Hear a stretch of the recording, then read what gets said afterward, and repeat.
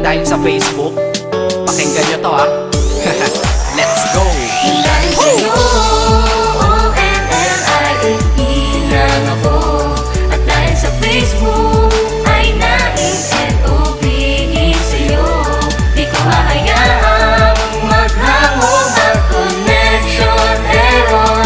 Dahil sa puso ko, ikaw ang lagi kong shout out.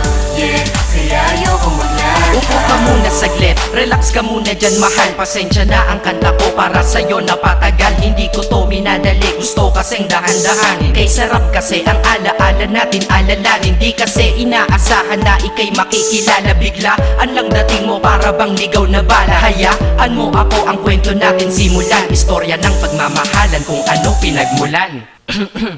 Ano? Okay na ba? Mic check.